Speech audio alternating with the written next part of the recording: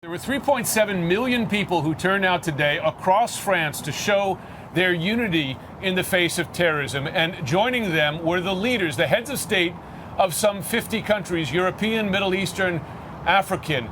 Missing, however, and I heard this from many French participants in the rally, French commentators and others, was the American head of state or vice president or secretary of state.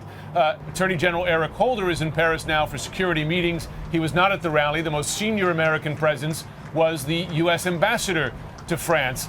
We're joined now by our panel to discuss this and the importance of this. CNN political commentator Buck Sexton, he's also a former counterterrorism analyst for the CIA. Shadi Hamid, he's fellow at the Brookings Institution's Center for Middle East Policy. And joining me here in Paris again, Boston College professor of political science, Jonathan Lawrence.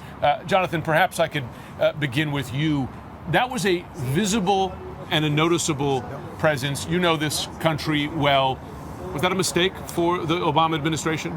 I think that it takes so much time to prepare a presidential visit that it would be unrealistic to expect the president to turn up after just a few days. He made a point to go to the French embassy in person, which is really unprecedented. He wrote a long message in their condolences book. Secretary of State Kerry gave a long speech in French that I know that the French people appreciated very much. Is security a reasonable explanation for not sending the president or the vice president?